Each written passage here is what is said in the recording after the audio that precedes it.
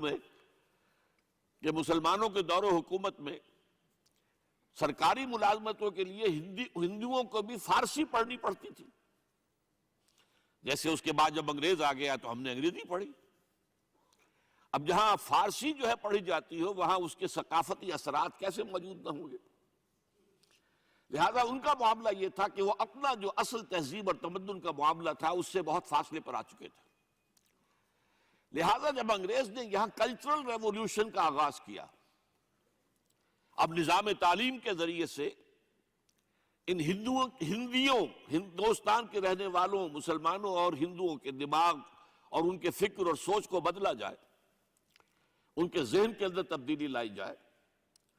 اور لارڈ میکالے جو اس پورے نظام تعلیم کا جو ہے بانی تھا، اس نے کہا تھا کہ ہمارے نظام تعلیم کا مقصد یہ ہے کہ ہندوستانی جو ہے وہ اپنی چمڑی کی رنگت کے اعتبار سے تو ہندوستانی رہ جائیں، لیکن اپنے ذہن اور فکر اور تہذیب، اپنی معاشرت کے اعتبار سے وہ یورپی بن جائے.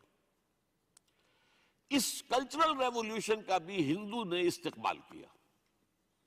فوراً انگریزی پڑھنی شروع کر دی، فوراً ان کے علوم پڑھنے شروع کر دیے. جبکہ اس کے مقابلے میں مسلمانوں میں ایک تقسیم ہو گئی. مسلمانوں میں علماء کا ایک بہت مؤثر طبقہ وہ تھا جس نے ٹوٹل بائیکاٹ کیا. یہ جس کا پھر بہت بڑا مرکز دیوبند بنا ہے.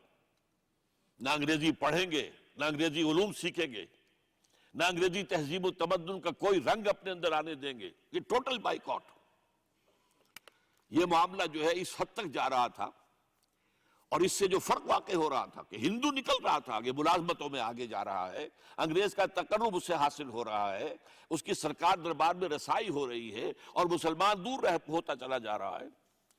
کہ مشہور مصنف ہے W ہنٹر، جس نے کتاب لکھی تھی اور انڈین مسلمانز، اس میں اس نے لکھا اگر یہی صورتحال برقرار رہی تو ہندوستان میں مسلمان یا تو منڈیوں کے اندر پلے دار اور مزدور رہ جائیں گے، یا سرکاری دفتروں میں اگر ہوں گے بھی تو چپڑاسی ہوں گے، یا زیادہ سے زیادہ دفتری ہوں گے. بس اس کے علاوہ ان کا کوئی سٹیٹس جو ہے برٹش انڈیا میں نہیں ہوگا. اس موقع پر پھر منظر عام پر ایک شخصیت آئی جس کا نام سر سید احمد خان. بڑی عظیم شخصیت، اس میں کوئی شک نہیں. ہمیں ان سے بہت سی باتوں میں اختلاف بھی ہے. وہ جہاں تک ایک محب قوم مسلمان تھے، مسلمانوں کی محبت ان کے دل میں تھی، اور انتہائی اس کے لیے دردمند تھے، اس میں کوئی شک نہیں. لیکن وہاں انہوں نے مفسر کی حیثیت سے اور متکلم کی حیثیت سے جو باتیں کی ہیں وہ ہمارے لیے یقیناً بہت تکلیف دہ ہیں. لیکن بہرحال ان کا یہ معاملہ، انہوں نے دو کام کیے. ایک بڑی عظیم کتاب لکھی اسباب بغاوت ہند، جس میں انگریزوں کو بتایا کہ یہاں بغاوت کس طرح ہوئی ہے اور اس کے اسباب اصل میں کیا تھے، اور ساتھ ہی مسلمانوں کی طرف سے اطمینان دلانے کی کوشش کی کہ مسلمانوں کو تم باغی مت سمجھو، یہ بھی پرامن شہریوں کی حیثیت سے زندگی گزار سکتے ہیں.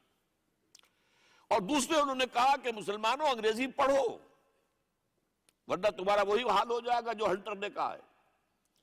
انگریزی پڑھو، انگریزی علوم پڑھو، انگریزی تعلیم سیکھو، نئے سائنس آ رہی ہے وہ سیکھو. ان چیزوں میں جو چیزیں غلط ہوں انہیں رد کر دو، جو صحیح ہوں انہیں اختیار کرو. بہرحال اس کی وجہ سے بھی جیسا کہ میں نے کہا مسلمان تو منقسم ہو گئے. انگریز کے کلچرل ریولیوشن کو قبول کرنے کے اعتبار سے ہندو نے یکسو ہو کر قبول کیا. تو ہندوؤں کا معاملہ جو ہے وہ انگریزوں نے بھی ان کی زیادہ دلجوئی کی، انہیں اپنے قریب کیا، تقرب عطا فرمایا، مسلمانوں کو دور رکھا. اس اعتبار سے اب یہاں ہندوؤں کی طاقت کا پلڑا بھاری ہونا شروع ہو گیا، اور مسلمانوں میں خوف پیدا ہوا کہ یہ ہندو جو ہے اگر اس سے اسی طریقہ آگے بڑھتے چلے گئے تو یہ ہم سے اپنی 800 سالہ غلامی کا انتقام لیں گے. اس احساس کو میں چاہتا ہوں کہ آپ نوٹ کر لیں. اب اس موقع پر آئیے، ہندوستان میں دو عظیم سیاسی جماعتیں وجود میں آئیں. ایک انڈین نیشنل کانگریس، ایک آل انڈیا مسلم لیگ. عجیب بات یہ ہے کہ انڈین نیشنل کانگریس کا قائم کرنے والا ایک انگریز تھا، مسٹر ہیوم، ایک ریٹائرڈ سول سرونٹ.